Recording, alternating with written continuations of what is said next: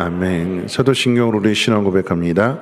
전능하사 천지를 만드신 하나님 아버지를 내가 믿사오며 그 외아들 우리 주 예수 그리스도를 믿사오니 이는 성령으로 잉태하사 동정녀 마리아에게 나시고 본디오 빌라도에게 고난을 받으사 십자가에 못 박혀 죽으시고 장사한 지 사흘 만에 죽은 자 가운데서 다시 살아나시며 하늘에 오르사 전능하신 하나님 우편에 앉아 계시다가 저리로서 산자와 죽은 자를 심판하러 오시리라. 성령을 믿사오며 거룩한 공회와 성도가 서로 교통하는 것과 죄를 사하여 주시는 것과 몸이 다시 사는 것과 영원히 사는 것을 믿사옵나이다. 아멘. 함께 앉으셔서 찬송가 220장, 통일찬송가 278장 찬송 후에 장성옥 장로님 기도해 주시겠습니다.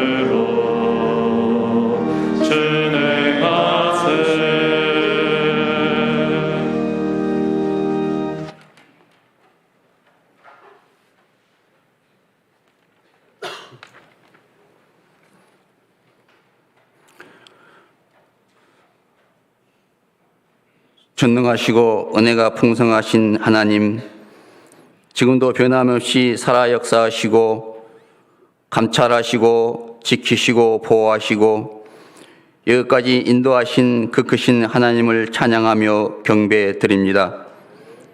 이렇게 한량없는 은혜를 받고 살지만 하나님 말씀을 따르기보다는 자기 중심, 자기 자랑, 자기를 사랑하며 세상의 분주함에 빠져서 채워도 만족이 없고 가져도 끝이 없는 욕심 때문에 하나님 죄와 더불어 살았습니다. 하나님 마음을 아프게 했지만은 지금도 꾸준히 성실하게 사랑하시는 하나님 아버지의 은혜로 독생자 예수 그리스도를 이 땅에 보내시고 십자가의 은혜로 저희들의 죄를 사하여 주셨으니 이 귀한 시간 영과 진리로 예배 드릴 수 있도록 성령님 인도하옵소서. 성민교회를 반석 위에 세우시고 음부의 건세가 이기지 못하게 하신 하나님, 올해 가정의 달을 맞이하여 교회의 자금 성김 하나하나가 하나님 나라가 확장되게 하옵시고, 우리 앞에 놓여진 어려움과 장애가 되는 사항들을 잘 극복하게 하옵소서. 성민교회와 이 민족을 이끌어갈 어린이들이 믿음으로 양육할 수 있도록 하나님 인도하옵소서. 부모님의 은혜를 그동안 소홀히 했던 시간들을 되돌아보게 하옵시고, 헌신과 희생하신 부모님을 하나님 이로하옵소서. 수고하는 교회학교 선생님께도 함께 하시어 넉넉하고 풍성한 은혜로 채워주시옵소서. 목사님 연육간에 강건하게 하시고 성도들이 잘 되기를 바라는 마음으로 준비한 귀한 말씀을 들을 때 그 말씀 마음에 새겨서 살아 운동력이 있게 하시고 능력이 있어 이 땅에서 이루어지고 성취되게 하고 복되게 하옵소서. 말씀을 들을 때 무거운 진짐자, 근심 있는 자, 현실에 고통이 있는 자, 믿음의 눈으로 바라볼 때 바라는 것들이 실제 상황이 되게 하옵소서. 기쁨과 감사로 드리는 찬양 주님 받아 주시옵소서. 예배의 영과 봉사로 섬기는 귀한 마음과 손길 때가 차면 풍성한 은혜로 거두게 하옵소서. 예수 그리스도 이름으로 기도드립니다. 아멘.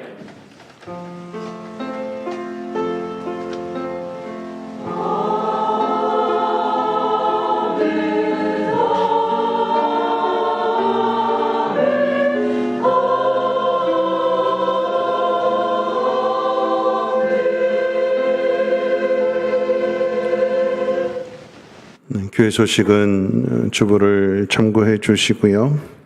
두란나보지학교 100국이 모집한다고 합니다. 가정을 세우는 일에 많이들 관심 가져주셔서 주변에 안 하신 분들 있으면 독려도 해주시고 또 기도도 해주시고 많은 관심 부탁드립니다.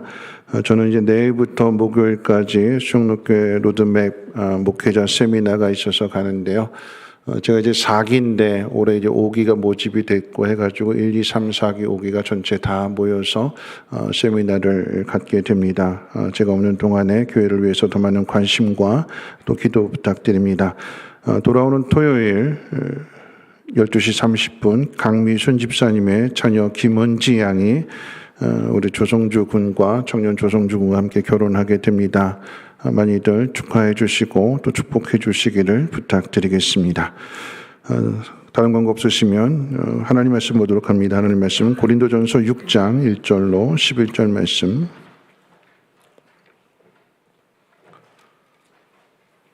신약성경 제가지 성경으로는 269페이지입니다. 고린도전서 6장 1절로 11절까지를 제가 봉독하겠습니다. 너희 중에 누가 다른 이와 더불어 다툼이 있는데 곧대어 불의한 자들 앞에서 고발하고 성도 앞에서 하지 아니하느냐? 성도가 세상을 판단할 것을 너희가 알지 못하느냐? 세상도 너희에게 판단을 받겠거든 지극히 작은 일 판단하기를 감당하지 못하겠느냐? 우리가 천사를 판단할 것을 너희가 알지 못하느냐? 그러하거든 하물며 세상 일이랴. 그런즉 너희가 세상 사건이 있을 때에 교회에서 경히 여김을 받는 자들을 세우느냐? 내가 너희를 부끄럽게 하려 하여 이 말을 하노니 너희 가운데 그 형제간의 일을 판단할 만한 지혜 있는 자가 이같이 하나도 없느냐? 형제가 형제와 더불어 고발할 뿐더러 믿지 아니하는 자들 앞에서 하느냐? 너희가 피차 고발함으로 너희 가운데 이미 뚜렷한 허물이 있나니 차라리 불의를 당하는 것이 낫지 아니하며 차라리 속는 것이 낫지 아니하냐? 너희는 불의를 행하고 속이는구나. 그는 너희 형제로다. 불의한 자가 하나님의 나라를 위협으로 받지 못할 줄을 알지 못하느냐? 미혹을 받지 말라. 음행하는 자나 우상 숭배하는 자나 간음하는 자나 탐색하는 자나 남색하는 자나 도적이나 탐욕을 부리는 자나 술 취하는 자나 모욕하는 자나 속여 빼앗는 자들은 하나님의 나라를 위협으로 받지 못하리라. 너희 중에 이와 같은 자들이 있더니 주 예수 그리스도의 이름과 우리 하나님의 성령 안에서 씻음과 거룩함과 의롭다 하심을 받았느니라. 아멘. 임마누엘 찬양대 찬양 있겠습니다.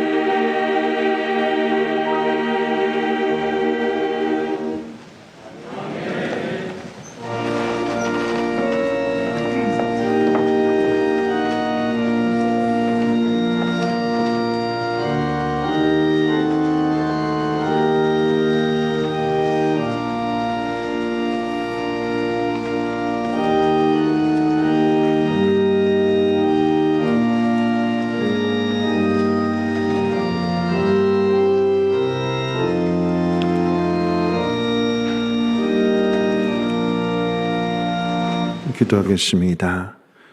여기까지 온 것도 하나님의 은혜입니다. 베풀어 주시는 은혜와 사랑을 기억하고 감사함으로 예배하며 또한 귀한 예물을 올려드릴 때에 하나님 이 예배를 통하여 말씀해 주심으로 더 깊은 사랑을 깨달아 알게 하시고 또 이 예물이 씌워지는 곳곳마다 하나님의 놀라운 사랑이 전하여져서 마음 상한 사람들, 갈 바를 알지 못하는 영혼들, 이 땅 가운데 낙심하고 절망한 사람들이 참된 소망을 알게 하시고 하나님 비춰주시는 그 빛 가운데로 나갈 수 있도록 하나님 귀한 예물이 사용되어지게 하시고 하나님만이 홀로 영광받아 주시옵소서. 오늘도 하나님 자녀로서 마땅히 행해야 할 길을 아버지에게서 듣고자 하오니 듣는 귀가 열려지게 하시고 마음에 새겨지며 힘써 지켜 행함으로 인하여 아버지의 뜻을 이루며 영광을 나타낼 수 있는 귀한 자녀들 되게 하옵소서. 우리 구주 예수님의 이름으로 기도하옵나이다. 아멘. 네, 우리 옆에 분하고 인사 나누실 때 이렇게 인사하도록 하겠습니다. 나의 가족이 되어주셔서 감사합니다. 당신이 행복해야 나도 행복합니다. 이렇게 인사하겠습니다. 네, 나의 가족이 되어주셔서 감사합니다. 당신이 행복해야 나도 행복합니다. 한 번만 더 인사하겠습니다. 하나님께서 당신을 사랑하십니다. 하고 인사하겠습니다.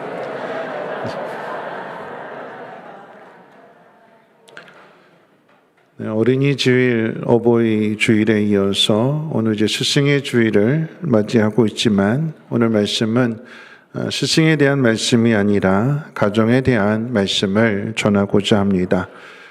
지난주에도 말씀을 드렸습니다만 가정은 부부를 중심으로 그 부모나 자녀가 함께 살아가도록 하나님이 만드신 혈연 공동체입니다. 아담을 만드신 후에 하와를 돕는 배필로 만드셨고 서로 하나가 되어서 생육하고 번성하고 땅에 충만하라고 하셨습니다. 땅을 정복하고 하늘에 있는 모든 새들 또 바다에 있는 물고기들 포함해서 땅에 있는 모든 생명체들을 다스리라고 또 하셨습니다. 자, 이것을 하나님께서 인간에게 맡기신 문화 명령이라고 하는데 하나님이 만드신 세상을 인간이 잘 관리하며 또한 유지하며 충만케 하라고 하는 뜻입니다. 인류 역사학자인 제러드 다이아몬드가 쓴 총균쇠라고 하는 책이 있습니다. 총은 무기를 뜻하고 균은 병균을 뜻하고 쇠는 금속을 뜻하는데 이 무기와 병균과 금속이 어떻게 인간의 문명을 바꾸었는가를 소개한 책입니다. 참고로 이 책은 서울대 학생들이 가장 많이 읽은 책이기도 합니다. 작가는 이 책을 쓰게 된 이유에 대해서 왜 흑인들은 백인들처럼 화물을 만들지 못하는 것일까? 다시 말하면 왜 흑인들은 백인들에 비해서 어렵고 힘들게 살아가는 것일까? 이 문명 간의 불평등에 대한 질문으로 시작해서 책을 쓰게 되었는데 이 책의 끝에 이 작가가 결론을 내리는 것은 백인과 흑인의 그 문명 간의 차이는 인종의 차이가 아니라 즉 백인이 더 뛰어나고 흑인이 더 열등하다라고 한 의미가 아니라 인종은 똑같지만 사는 지역, 사는 환경에 따라서 그 차이가 난다라고 하는 것입니다.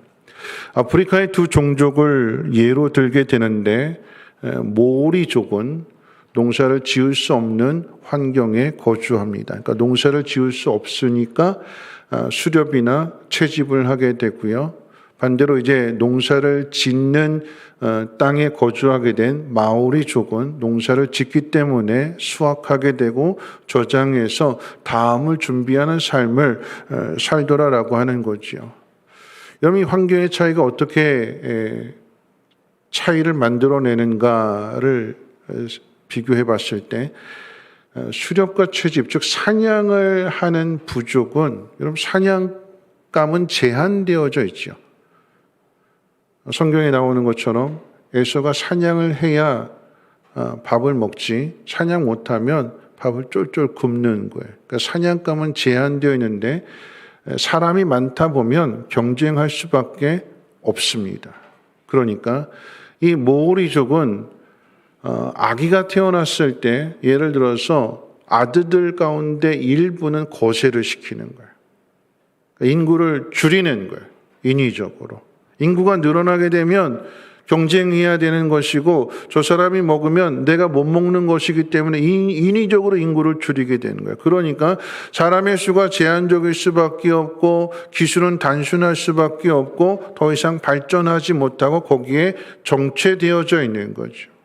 반대로 환경이 좋은 곳에서 농사를 하게 되는 여러분 인간의 문명은 농업을 중심으로 강을 중심으로 농사 지을 수 있는 그 땅을 중심으로 해서 이제 문명의 발달이 이루어지게 되잖아요. 메소포타미아 문명이라든가 황하, 인더스 문명, 이 모든 문명의 발생지가 바로 강 중심입니다. 농업 중심입니다.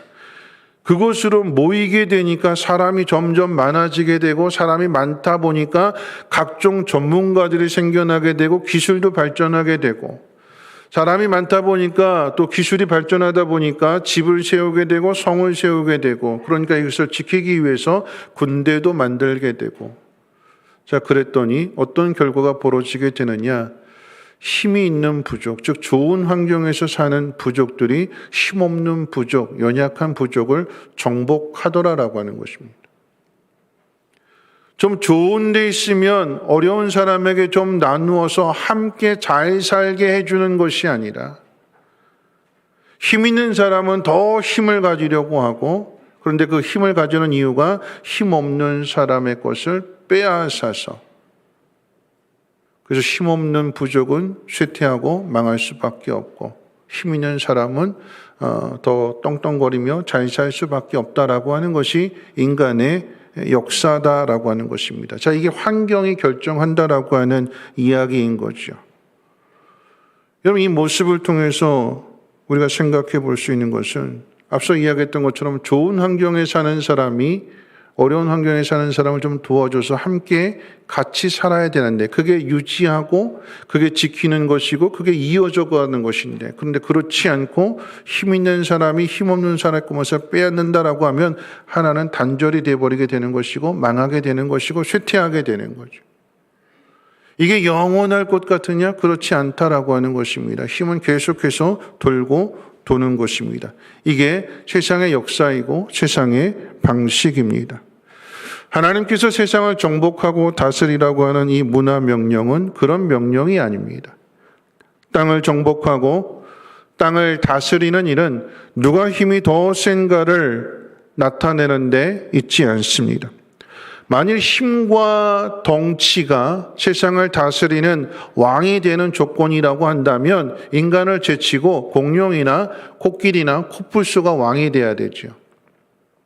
그런데 공룡이나 코끼리나 코뿔소가 왕이 된다면 공중의 새는 바다의 물고기는 어떻게 다스릴까요? 힘으로. 날개가 없는데. 세상을 다스리는 것은 덩치가 크다고 힘이 세다고 다스리는 것이 아니라 지혜가 있어야 된다라고 하는 거죠.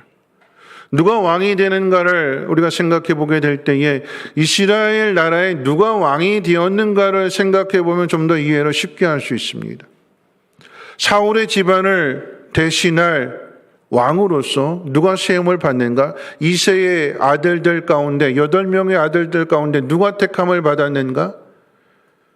나이가 많고 힘이 세고 용모가 왕의 용모를 가지고 있는 첫째 엘리압이 아니라 가장 막내인 다윗이잖아요. 다윗이 왕이 되었을 때 다윗의 많은 아들들 가운데 누가 다윗의 뒤를 이어 그 나라를 물려받았는가? 암몬도 아니었고 압살롬도 아니었고 아도니아도 아니었고 가장 어린 솔로몬이었습니다. 다윗은 말할 것도 없지만 가장 어린 솔로몬이 다윗의 왕위를 물려받을 수 있는 이유에 대하여 성경은 이렇게 이야기합니다. 하나님 앞에 솔로몬이 사랑하는 마음으로 일천번제를 드렸더니 하나님이 나타나셔서 네가 무엇이든지 원하는 대로 구해라. 다 이루어 줄게. 그랬더니 솔로몬이 하나님 앞에 이렇게 구하지요. 하나님, 저에게 듣는 마음을 주셔서 하나님 백성을 잘 다스리고 잘 판단하게 하옵소서. 그랬더니 그가 구하는 것이 하나님 마음에 맞았대요. 성경이 그렇게 기록합니다. 다윗도 하나님 마음에 맞는 사람이요, 솔로몬이 구하는 것도 하나님 마음에 맞았기 때문에 그가 구하지 않은 모든 것들을 하나님께서 복으로 주실 뿐만 아니라 그 나라를 다스릴 수 있는 왕이 되게 하시는 것입니다. 솔로몬이 지혜가 없어서 미련해서 무지해서 하나님 앞에 지혜를 구한 것이 아니라 이미 하나님 앞에 지혜를 구하는 그 지혜로운 마음을 가지고 있었어요. 여러분, 하나님을 경외하는 데서 지식의 근본이 나오고 지혜가 나온다고 그랬잖아요. 이미 하나님을 경외했고 솔로몬은 하나님을 사랑했습니다. 그런데 왜 듣는 마음을 구하는가? 이 백성은 하나님 백성이기 때문에 하나님이 저에게 말씀해 주셔야 제가 하나님의 뜻을 따라서 이 백성에게 선하고 의로운 도를 가르칠 수 있습니다. 그러니까 저에게 계속해서 말씀해 주십시오. 저는 듣겠습니다. 이게 지혜로운 사람이에요.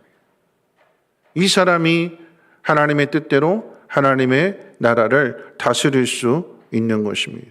힘이 아니라, 기술이 아니라, 나이의 순서가 아니라, 누가 하나님 마음에 맞는가?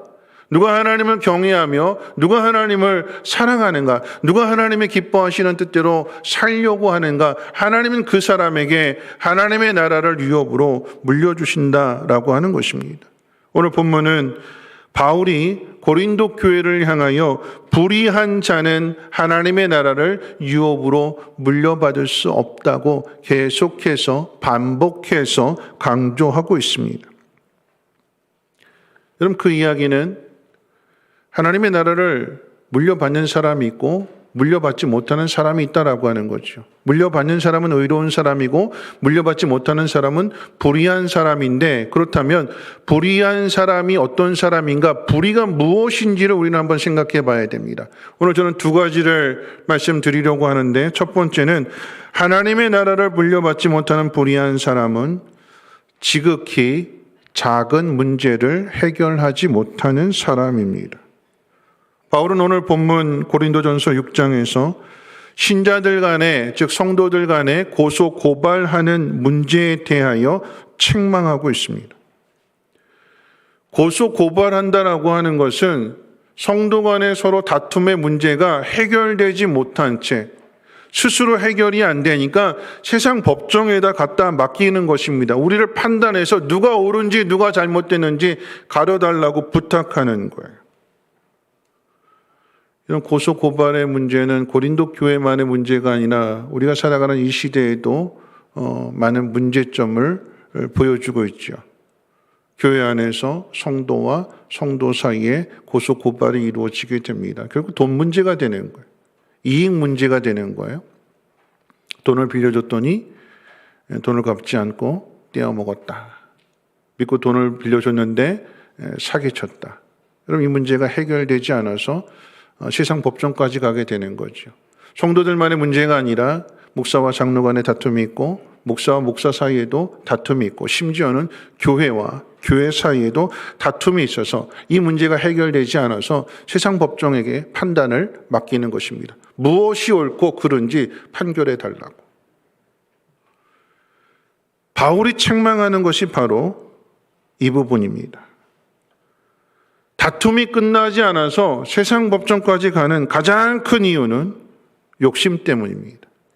오늘 본문의 말씀을 눈여겨보아야 하는 것은 바울이 앞에 있는 5장에서 음행에 대해서 이야기를 하다가 6장에 와서 송사에 대한 이야기를 하고 그리고 7장으로 이어지게 되면 또다시 음행 이야기를 합니다.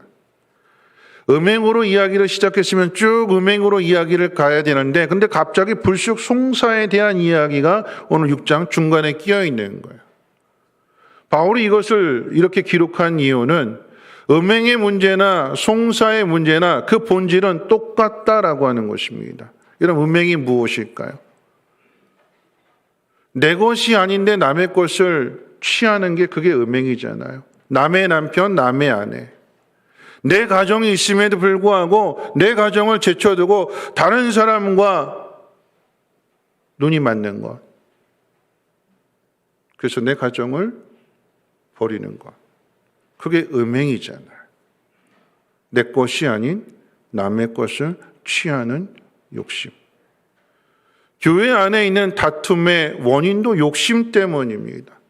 내 것을 포기하지 못하는, 끝까지 싸워서 내 것을 가지겠다라고 하는 그 욕심 때문에 결국은 이게 해결이 안 돼서 교회 안에서 하나님 말씀으로 해결되지 않고 세상 법정에 그 문제를 갖다 맡기는 것입니다. 그럼 오늘 말씀 가운데 마지막 부분이 6장의 결론으로 이렇게 이야기를 하는데 우리 19절과 20절 말씀을 한번 읽어볼까요? 고린도전서 6장 19절 20절 말씀입니다. 같이 읽겠습니다. 시작.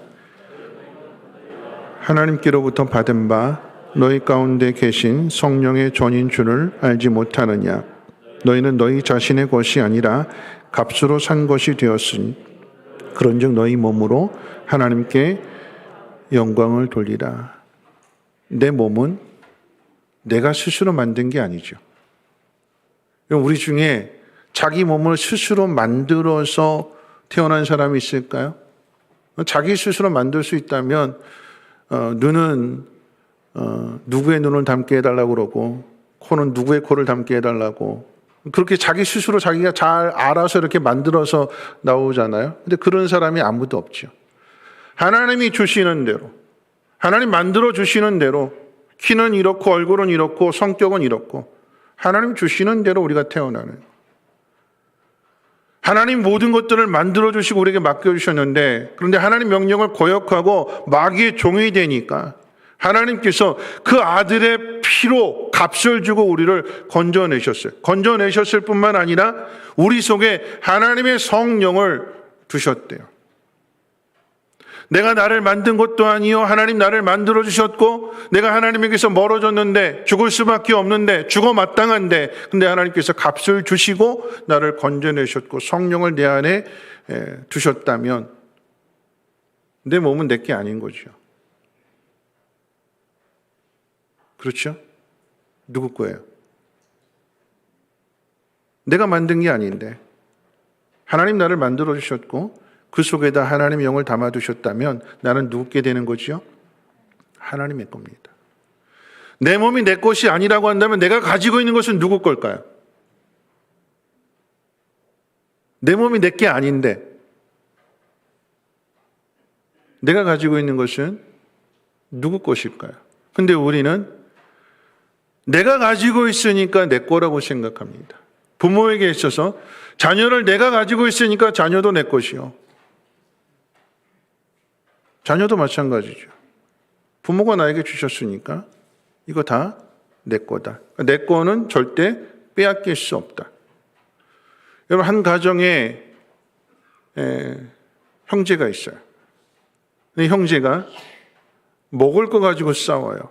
누가 더 먹냐 덜 먹냐 이거 가지고 싸워요. 그런데 싸우는 이유는 내 것을 뭐 형이든 동생이든 뺏어 먹는다고 해서 싸우게 되는 거잖아요. 그런데 엄밀히 따지면 이게 누구 걸까요?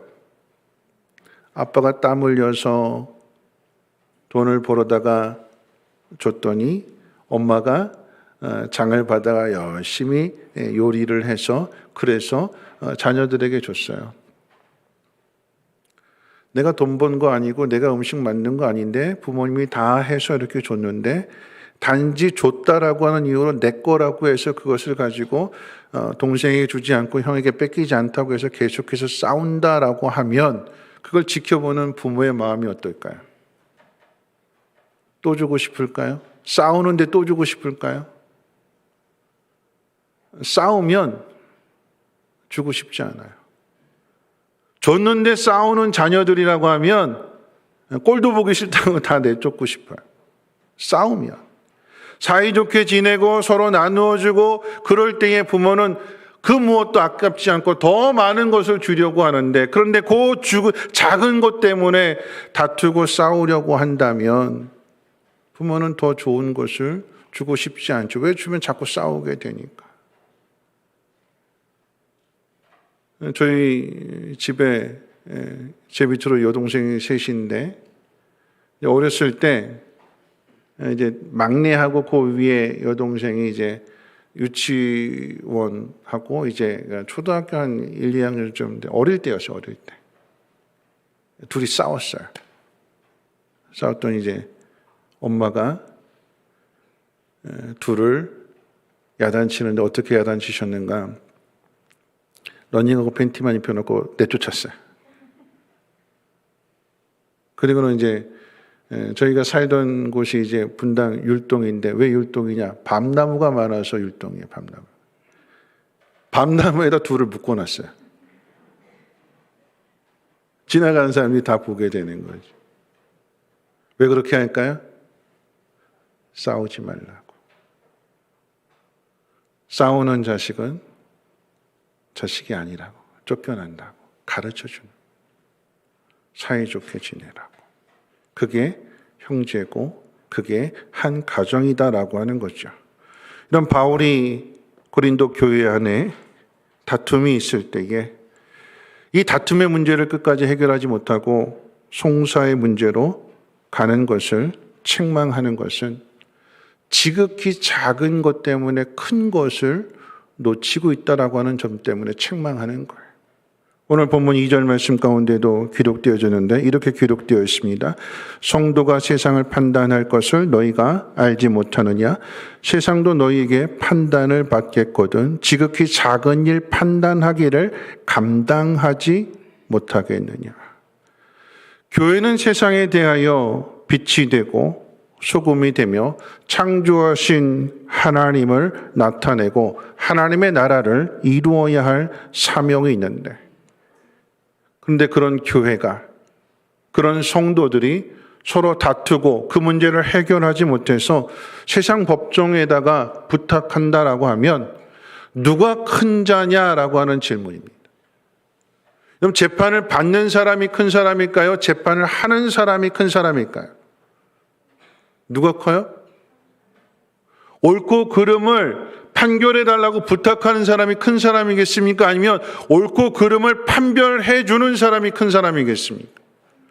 옳고 그름을 아는 사람이 큰 사람이. 그런데 교회가 세상에 대하여 우리는 이 문제를 해결하지 못하니까, 우리는 옳고 누가 그런지를 알지 못하니까 우리 좀 판결해 주십시오 하고 세상 가운데 그 문제를 맡긴다라고 하면 어떻게 교회가 세상 가운데 빛이 되고 소금이 되겠느냐라고 하는 질문이죠. 이 작은 문제 하나 교회 안에서 해결하지 못해서 세상 법정의 힘을 빌리려고 한다면, 세상을 가르치고 하나님의 사랑을 드러내고 하나님의 거룩하심, 하나님의 전능하심을 세상 가운데 나타내야 되는데, 작은 문제 하나 해결하지 못해서 부탁하는 그 모습을 세상이 보게 될 때에 세상이 비웃고 세상이 조롱하고 하나님을 모욕하는 것은 당연한 것이 아니겠느냐라고 하는 책망입니다. 싸우는 문제가 큰 문제가 아니라 지극히 작은 문제 때문에 그래요. 그래서 큰 일을 하지 못하고 큰 것을 보지 못합니다. 단순히 다투는 문제뿐만 아니라 여러분 시험에 든 것도 똑같아요. 하나님 말씀을 듣다가 시험에 들었어요. 아니면 어떤 일 때문에 말 한마디에 시험이 들었어요. 그럼 결국 이 문제를 내 스스로 해결하지 못하면 시험 든 상태로 계속 있다라고 한다면 누구 손해가 되겠는가? 자기 자신의 손해가 돼요. 왜냐하면 하나님은 계속해서 우리에게 말씀을 통해서 그 문제를 풀어라, 해결해라. 그래야 큰 일을 할 수 있다. 자꾸 가르쳐 주시는데 듣기를 거절하고 교회 오는 것을 싫어하고 기도하는 것을 싫어하고, 그러면 어떻게 하나님의 뜻을 가르쳐 주고 하나님의 큰 일을 이루어 가시겠습니까? 누가 손해가 되는가? 결국은 내 손해가 되는 거예요. 내가 풀지 않으면, 하나님 말씀으로 풀어내지 않으면 하나님 준비하신, 하나님 약속하신 그 모든 것들을 내가 놓치게 되는 것입니다. 여러분, 바울이 책망하는 그 이유가 바로 여기에 있습니다. 사소한 일 때문에 그 사소한 일로 목숨 걸고 큰 일을 놓치는 미련한 자, 어리석은 자가 되지 말라라고 하는 것입니다. 이건 누구의 전략이냐? 사단의 전략이에요. 아담과 하와가 하나님 앞에 받은 그 복은 어마어마한 복이고 어마어마한 유업입니다. 그런데 아담과 하와는 단 하나의 명령을 금하신 것, 그 명령에 순종하지 않아서 결국은 에덴 동산에서 쫓겨나잖아요. 예수님께서 제자들을 부르셨을 때에 이 예수님의 제자들에게 가르쳐 주시고 또한 주시고자 하는 복은 세상의 복과는 다른 복이죠. 그럼 예를 들어서 마태복음 16장 가운데 주는 그리스도시요 살아계신 하나님의 아들이십니다라고 하는 그 신앙의 고백을 예수님 들으셨을 때에 예수님께서 이런 복을 베드로에게 약속하셨어요. 내가 이 반석 위에 내 교회를 세우리니 음부의 권세가 이기지 못할 것이며 내가 천국 열쇠를 네게 주리니 내가 땅에서 무엇이든지 매면 하늘에서도 매일 것이요 내가 땅에서 무엇이든지 풀면 하늘에서도 풀리리라. 음부의 권세가 이기지 못하는 교회, 반석 위에 세워진 교회. 그런데 주는 그리스도시요 살아계신 하나님의 아들이십니다라고 하는 이 놀라운 신앙의 고백을 한 사람에게는 천국의 열쇠를 주셔서 땅에서 매면 하늘에서도 매이고 땅에서 풀면 하늘에서 풀린다라고 하는 그 이야기는 땅에서 하는 그 모든 일들을 하늘에 계신 하나님께서 그것을 보시고 땅에서 구하는 모든 그 뜻대로 하나님께서 이루어 주신다. 하나님과 우리는 하나다라고 하는 것을 가르쳐 주시는 어마어마한 복입니다. 그래서 예수님이 십자가를 지시는 것입니다. 그저 사람들이 구하는 대로 빵을 줘서 배불리게 먹게 하고 로마가 압제를 하게 되니까 괴롭히는 나쁜 놈들 때려주고 벌주고 그래서 편안하게 살게 해주는 것이 그것이 큰 일이 아니라 예수님이 우리를 대신하여 십자가를 지심으로 우리의 죄를 다 씻어주시고 하나님의 자녀가 되는 권세를 주시는 것이 더 큰 일이기 때문에 십자가를 지시는 거예요. 네가 하나님의 아들이거든 내려와서 한번 증명해봐라. 얼마든지 내려와서 이놈들 하실 수 있지만 그렇게 하는 일보다도 십자가의 고통을 당하시면서 하나님 저들이 알지 못해서 그럽니다. 저들의 죄를 용서해 주십시오. 용서의 기도를 드리고 기꺼이 희생 제물이 되시는 것이 십자가에서 내려와서 본때를 보여주는 것보다도 더 큰 일이기 때문에 더 귀한 일이기 때문에 그 길을 주님이 걸어가시는 거죠. 그게 하나님의 참 사랑이기 때문에 우리에게 주시고자 하는 복이기 때문에 내려와서 본때를 보여주는 일, 사람들이 구하는 대로 빵을 주고 사람들이 구하는 대로 편안함을 주는 것보다도 하나님의 자녀가 되는 이 놀라운 권세를 주시는 것이 더 큰 일이기 때문에 주님은 큰 일을 위해서 작은 것을 버리시는 것입니다. 여러분 우리도 마찬가지인 거죠. 여러분 제자들의 모습을 본다면 결국 이 제자라고 부름을 받지만 이 제자들 역시도 그 삶의 전환점이 예수님의 십자가입니다. 예수님의 십자가를 경험하지 못한 제자들의 모습과 예수님의 십자가를 경험하고 난 제자들의 모습은 전혀 다릅니다. 예수님의 십자가를 경험하기 전에 제자들은 예수님의 제자들임에도 불구하고 놀라운 기적과 놀라운 능력을 나타내시는 것을 보았음에도 불구하고 여전히 세상적인 생각으로 가득 차 있어서 서로 경쟁하고 시기하고 서로 다퉜다고 그랬어요. 그런데 예수님의 십자가를 경험하고 나니까 그 제자들이 예수님과 같은 삶을, 같은 길을 걸어가게 되는 것이고 죽으면 죽으리라 하는 마음으로 거꾸로 십자가를 질지라도 그 길을 걸어가는 것이 제자들의 모습이 아니겠습니까? 이 복을 주시려고 하는 거예요. 우리를 이런 사람으로 만드시겠다라고 하는 것이 하나님의 뜻입니다. 여러분, 그렇다면 우리가 이 자리까지 나아가야 되는 게 아닐까요? 지극히 작은 일 때문에 누가 하나 더 먹느냐 덜 먹느냐 이것 가지고, 누가 조금 더 유익을 갖느냐 갖지 못하느냐 이것 가지고 다투고 싸우면서 끝까지 그렇게 가야 될까요? 이런 빨리 손해보는 게 좋은 거예요. 그 문제를 빨리 해결하는 것이 지혜로운 사람이요, 그 지혜로운 사람이 하나님의 나라를 유업으로 물려받는 것이며 그 나라를 다스릴 수 있는 것입니다. 기술이나 힘이 아니라 이 지혜를 가지시기를 주님의 이름으로 축원을 드립니다. 자, 두 번째입니다. 하나님의 나라를 물려받지 못하는 불의한 사람은 어떤 사람인가? 형제를 사랑하지 않는 사람입니다.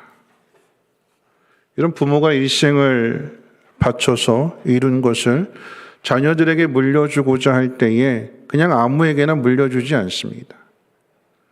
여러분, 그 옛날, 물론 남녀 차별의 문제를 거론할 수 있겠지만 그 옛날에는 재산 물려줄 때에 아들과 딸에 대한 분명한 차별이 있었어요.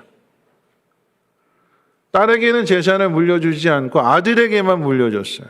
요즘도 그런 부모님들이 계시는데요. 딸의 입장에서는 서운하지요. 근데 왜 그렇게 할까요? 딸은 시집 가잖아요. 시집 가서 결혼해서 자녀를 낳게 되면 그 자녀는 누구의 성을 따를까요? 남편의 성을 따르지요. 그 집안이에요. 그 집안. 남편의 것이, 부부는 한 몸이기 때문에 남편의 것이 내 것이 되니까 몫은 거기에 있는 거예요.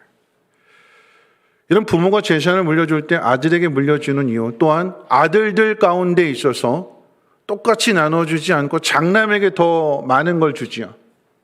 왜 장남에게 더 많은 것을 주고 왜 딸에게는 주지 않고 왜 아들에게 재산을 물려줄까요? 그 이유가 어디에 있을까요?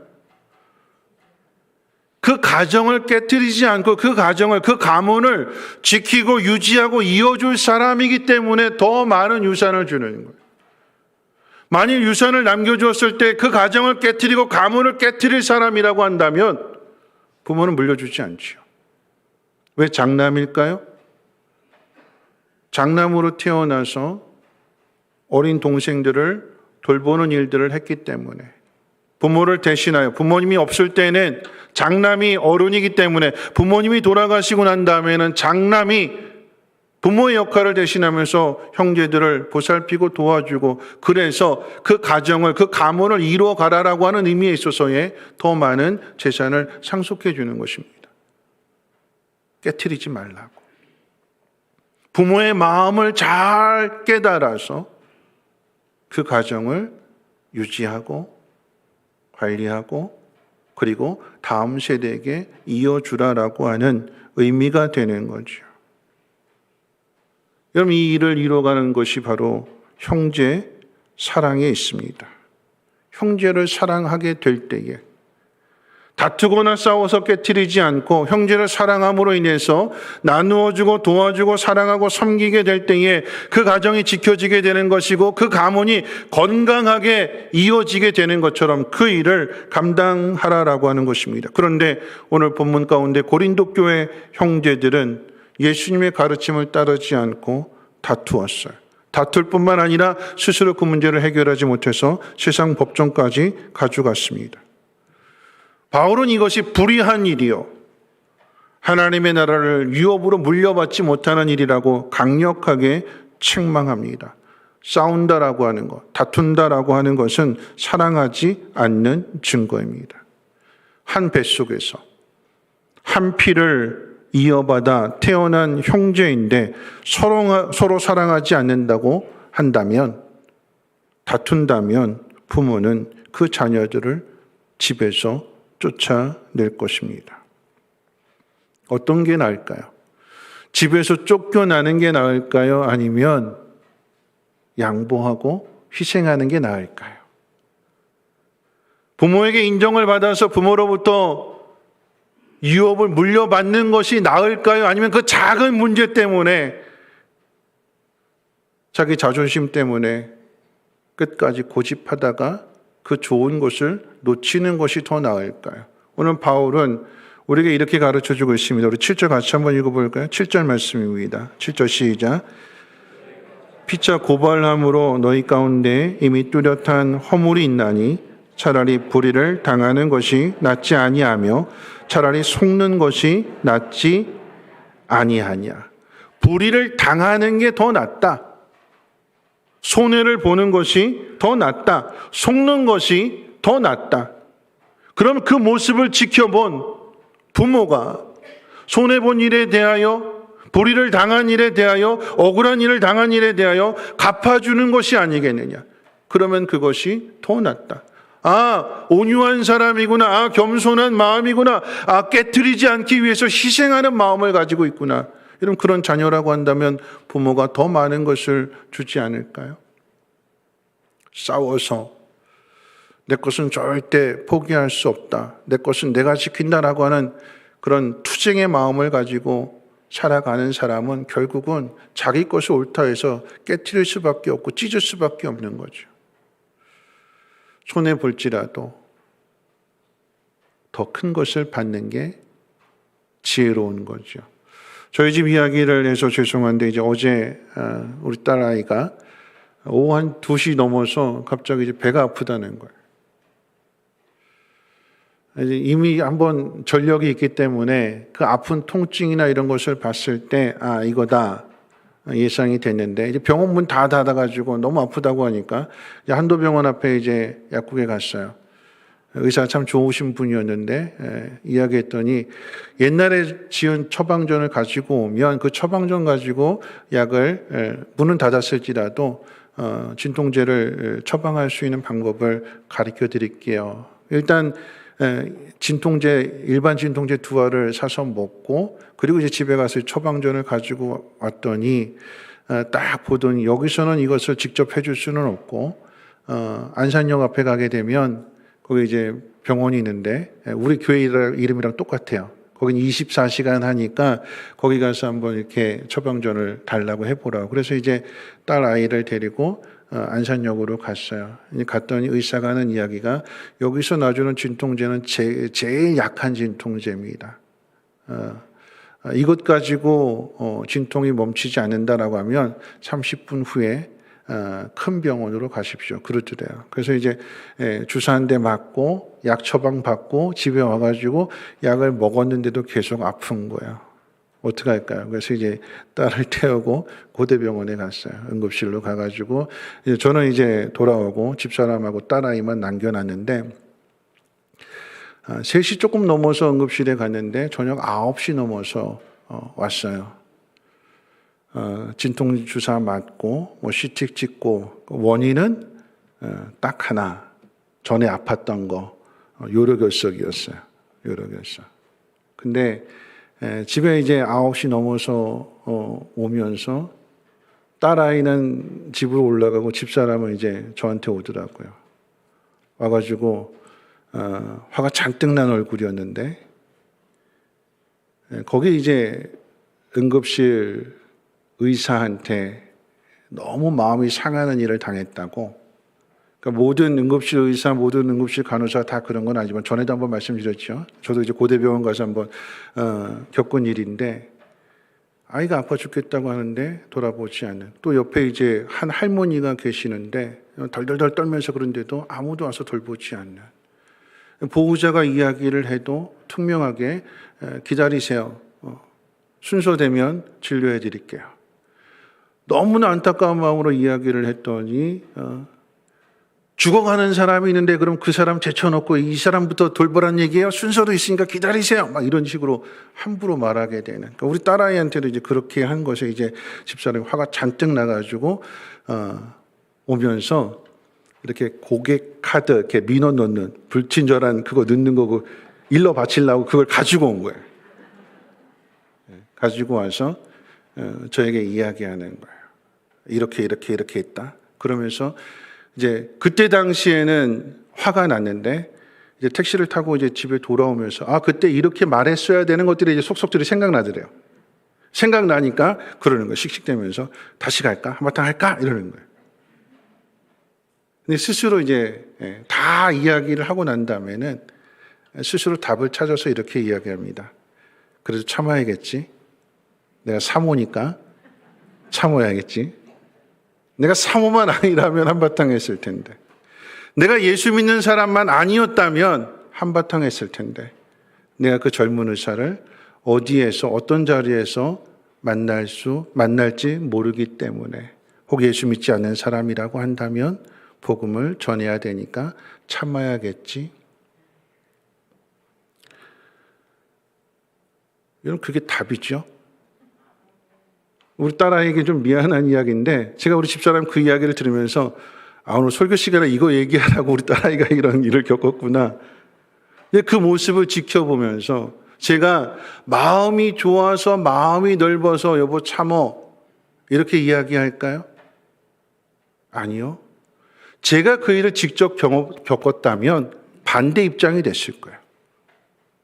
내가 화가 나서 내가 다시 달려갈까?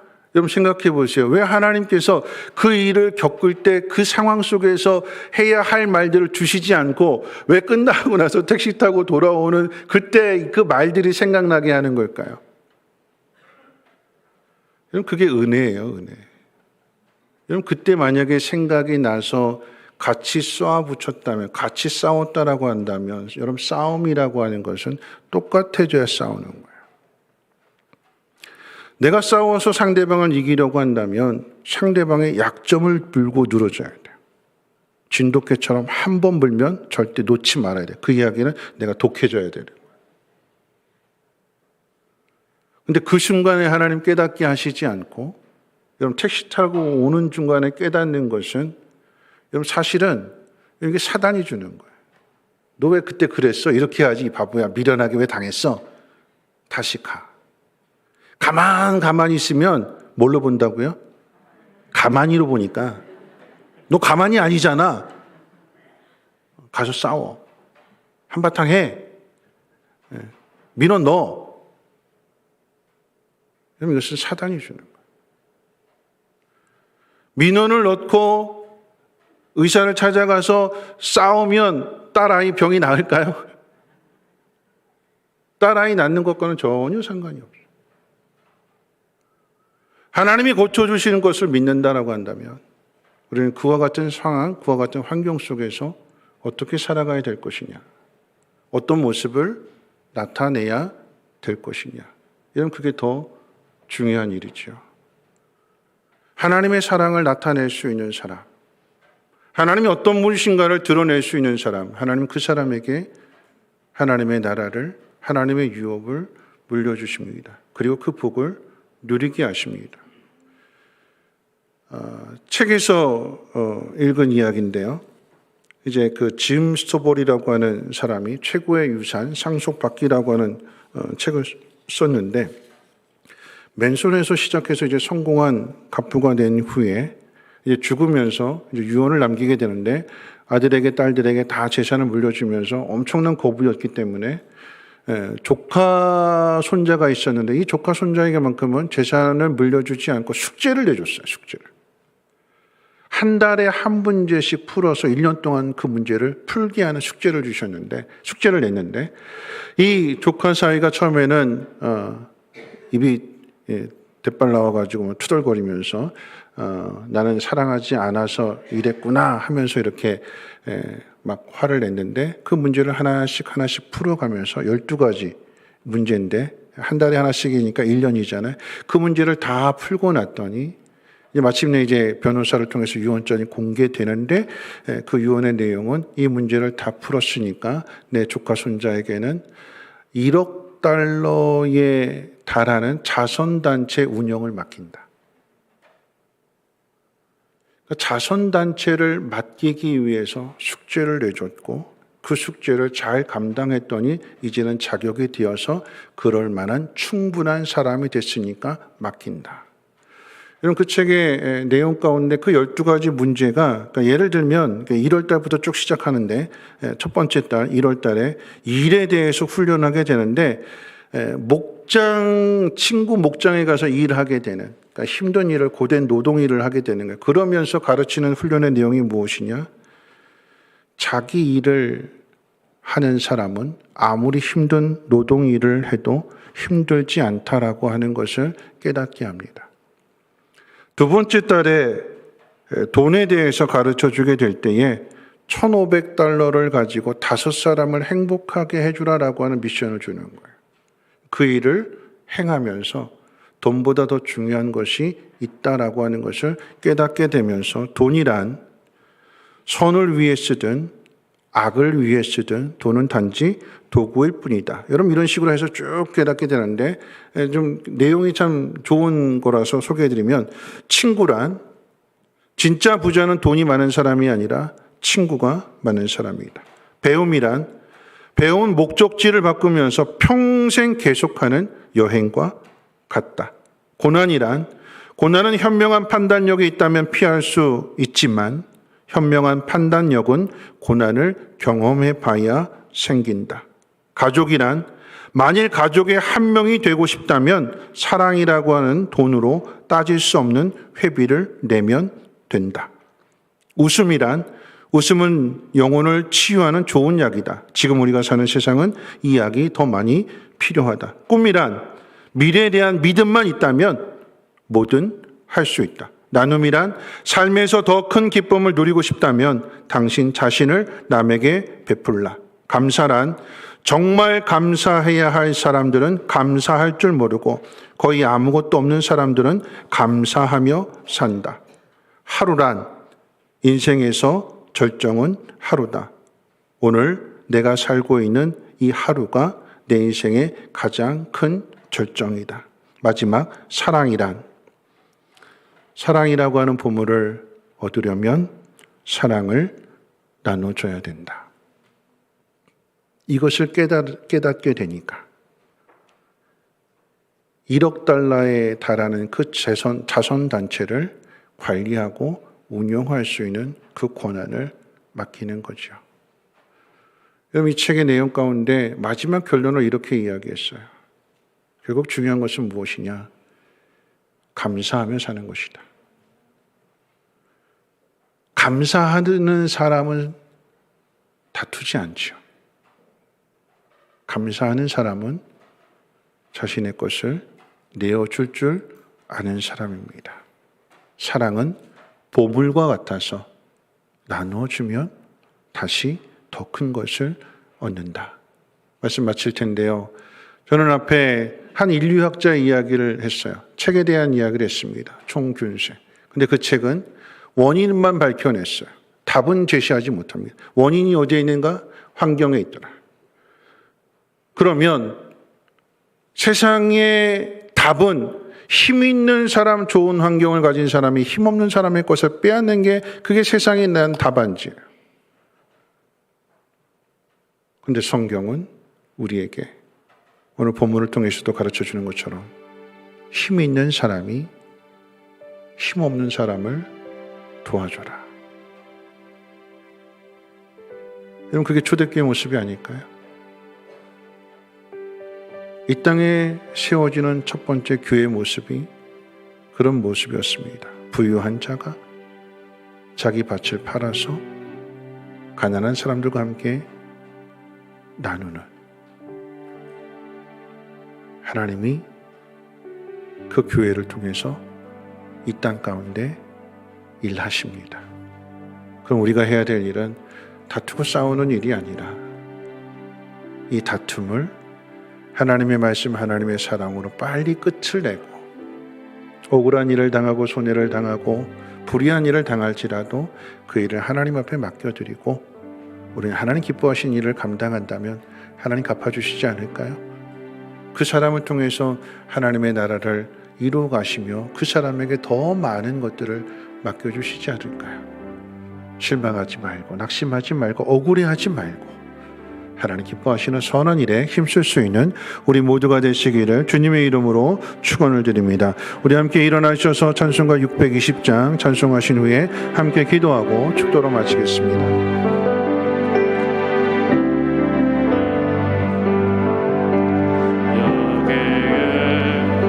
여기에 모이는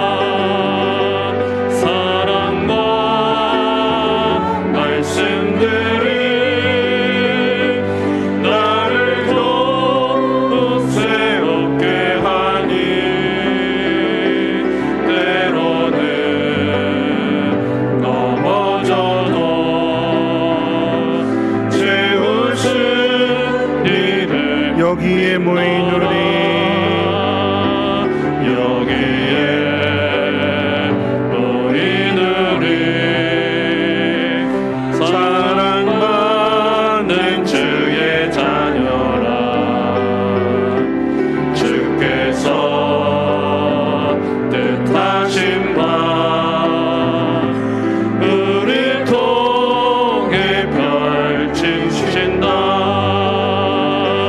고통과 슬픔 중에 더욱 주님을 의지하오니 어려움 이겨내고 주님 더욱 찬양하라. 이 믿음 더욱 굳세라. 주가 지켜주신다. 어두운 밤에도 주의 밝은 빛 인도하여 주신다. 여러분 오늘 말씀을 들으면서 우리 함께 기도할 텐데요. 싸우지 말아야 되는 거죠. 그런데 여러분 사람은 다 똑같습니다. 저희 집 이야기를 했는데 저희 집사람이 억울하고 화나고 그래서 참지 못하는 마음 그걸 다 이야기하잖아요.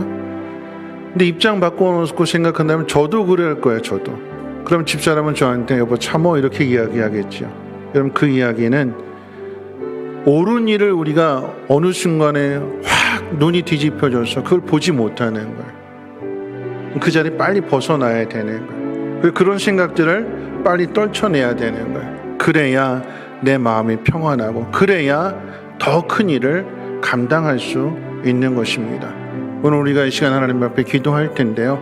하나님 더 큰 것을 볼 수 있는 지혜를 더 큰 일을 이뤄갈 수 있는 믿음을 허락해 주옵소서.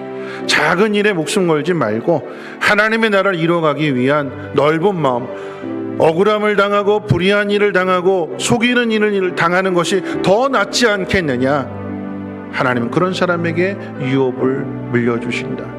하나님 내가 잘 참고 견뎌내며 어떤 환경 속에서도 하나님의 영광을 나타낼 수 있는 믿음의 사람 되게 해달라고, 이 땅 가운데 코로나의 상황 속에서 모든 교회들이 빛과 소금에 되는 귀한 직분을 잘 감당하게 해달라고 함께 통성으로 하나님 앞에 기도합니다. 거룩하신 하나님, 다투지 말라고 하셨습니다. 그 다툼의 문제를 가지고 끝까지 가지 말라고 하셨습니다. 우리가 세상을 판단하고 세상을 다스려야 되는데 우리의 작은 문제를 해결하지 못해서 세상의 도움을 구한다면 어찌 세상보다 크다고 말할 수 있겠는가? 어찌 세상에 하나님의 공의를, 하나님의 사랑을 나타낼 수 있는가? 바울은 고린도 교회를 책망합니다. 하나님 이 모습이 오늘 우리에게 주시는 말씀으로 하나님 깨닫게 해주셔서 하나님 억울하고 속상하고 화나는 일들 하나님 빨리 그 자리에서 벗어나게 해주시고 하나님 억울함을 당할지라도 더 큰 일을 바라보며 더 큰 일을 소망하게 될 때에 하나님 그 모습을 보시고 인정하시며 더 많은 것들을 맡겨주실 줄을 믿습니다. 하나님 좋은 환경에 있다면 어려운 환경에 있는 사람들을 돌아보며 그 마음을 나누어야 될 것입니다. 사랑하면 하나님 더 큰 보물로 돌아오는 그 놀라운 비밀을 깨달아 알게 해주시고 우리가 하나님 사랑 안에 한 가족이고 한 공동체임을 깨닫게 하셔서 하나님의 모습으로 어려움당하는 사람들을 돌아보며 사랑하며 하나님의 나라를 이뤄갈 수 있도록 은혜 베풀어 주시옵소서. 교회가 교회로서의 사명을 잘 감당하게 하시고 하나님 이 땅 가운데 빛과 소금의 직분을 잘 감당하며 하나님의 나라를 이어갈 수 있도록 하나님 역사해 주시고 하나님 도와주시옵소서. 5월 가정의 날 우리 모든 가정들을 모든 교회들을 지켜주시옵소서. 거룩하신 하나님, 교회 안에도 다툼이 있습니다. 분쟁이 있습니다.